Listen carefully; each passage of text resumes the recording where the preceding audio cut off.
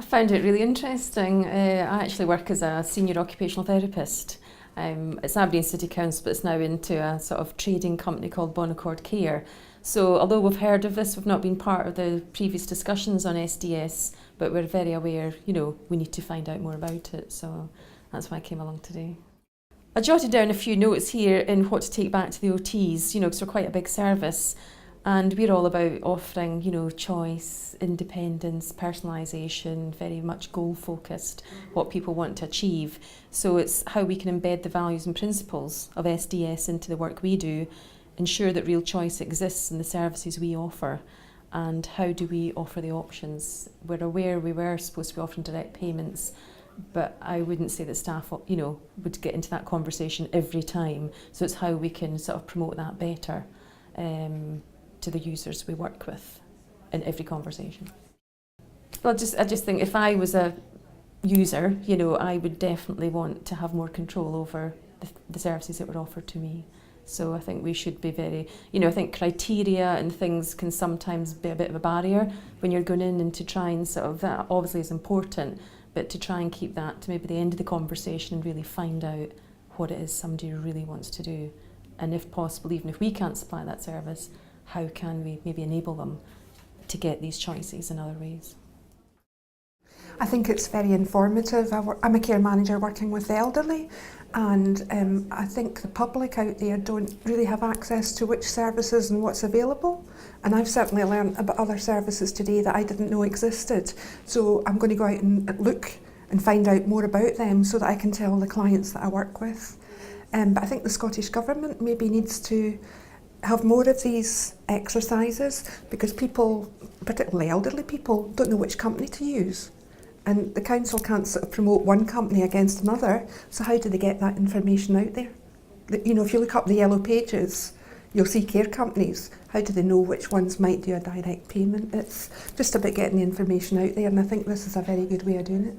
I'm certainly finding it very, very good. Yeah, I'm enjoying it very much. I think it's a change for the better. We've always, as various speakers have said, we've always been doing this. I mean, Community Care Act, tailor-made care packages, but now the government seems to be promoting that and giving people a lot more choice and telling them about it. And I think that's really, really good. Yeah.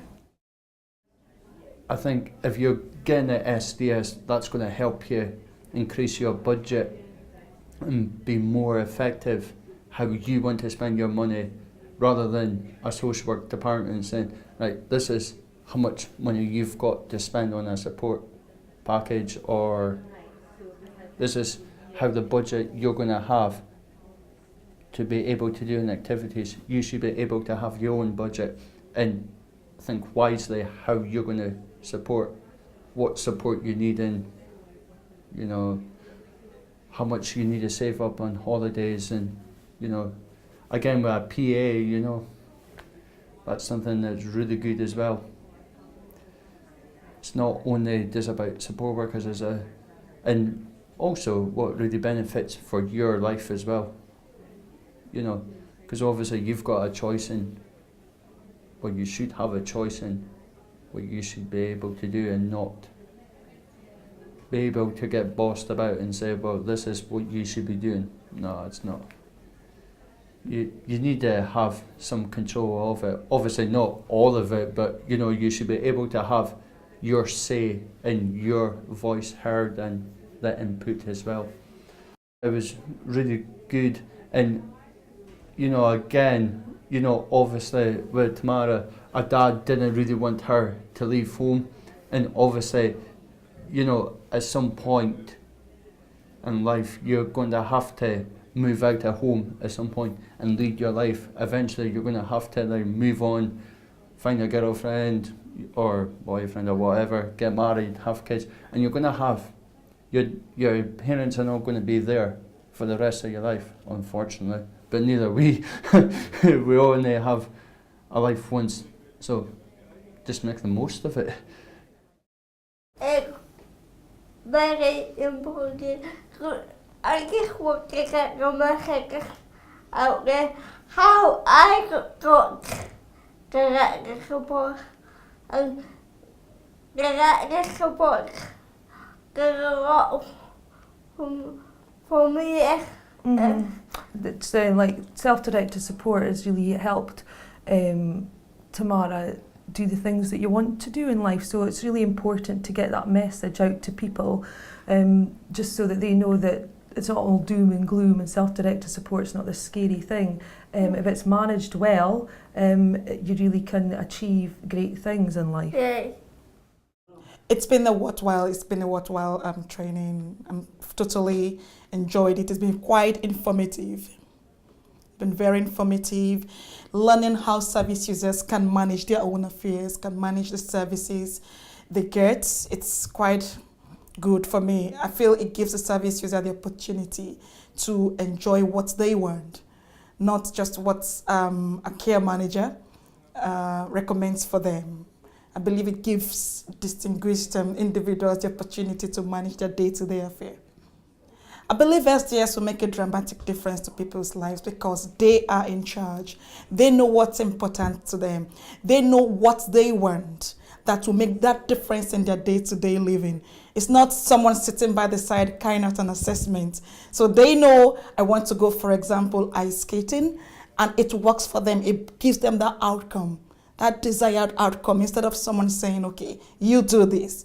So managing the budget themselves gives them the liberty, the independence to achieve what they desire. It's been informative, but I think it also helps continue to underpin what SDS is about and make sure that everybody's getting the same message, which I think is really important. One of the themes that's coming through of the day is people are saying that the availability of information is patchy at times. So getting everybody together and the networking as well is exceptionally important, because there's already good practice out there. There are some folk that are excelling at it and other people that need to catch up. So it's about levelling that playing field so everybody has the same opportunities. I think there should be more events like this, but I think they should be to a broader range of people as well. I understand starting with professionals, it's clearly an anchor point first. I think they're very important, and I believe that what we should also be doing then is broaden it out to people that would not just receive but potentially receive services. I think there's a risk that people that don't participate a lot already in the community might miss these opportunities. It's how we then capture those individuals and make them aware of these opportunities in an environment that's safe for them. For me, SDS, it does what it says in the tin. It's self-directed support. It puts the individual first and keeps them as close to the control within their life. Historically, for a multitude of reasons, that power is shifted away from the individual quite often. By having a self-directed support philosophy and point of view, it starts rebalancing where the power should sit, and that's as close to the individual receiving the services, and enabling them as much as possible, giving them back the autonomy that people take for granted.